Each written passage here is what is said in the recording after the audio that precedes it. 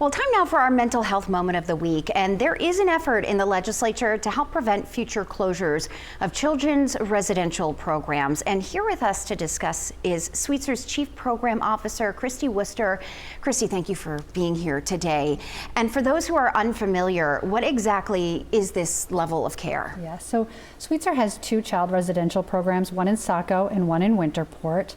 These programs, treat youth 10 to 17 years old. We are actually one of the few providers left with children's residential in the state of Maine.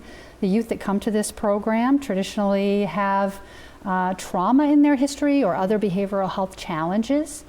Kids come to our program for about 9 months. They get individual, family, and group treatment.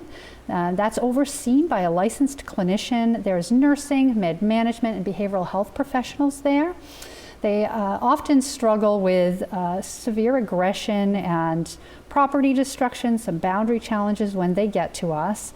And by the time they come to this service, generally speaking, they have had contact with crisis, with emergency rooms, sometimes even law enforcement and inpatient facilities. They've tried all other levels of care, like outpatient therapy and home and community-based treatments at this point.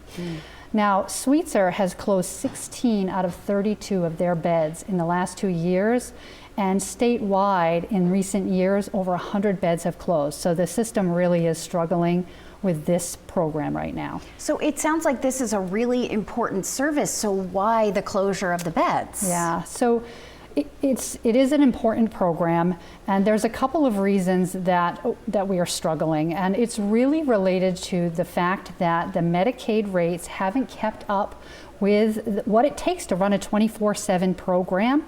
It's also about the inflation that has come to the workforce, and the workforce has traditionally been underpaid anyway.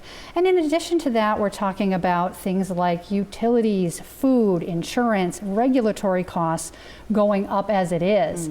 And I think that if we can't if we can't get this stabilized, I'm really concerned about being able to continue this service. So what's the solution?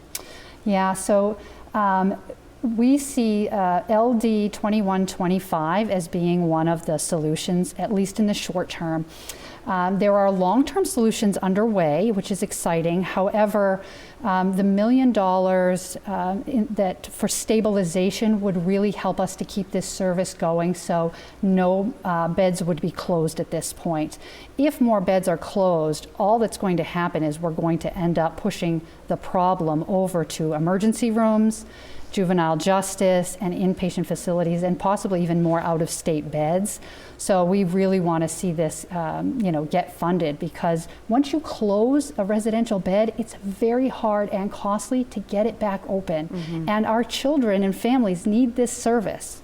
And if they're sent out of state, it kind of it makes everything a little bit more difficult to do that treatment. The idea is to keep them closest to home. Absolutely, absolutely. Yeah, so how can people help if they're interested? Yeah, so by contacting their local legislator and asking them to support LD 2125. We are so grateful for the unanimous and bipartisan support of the HHS committee.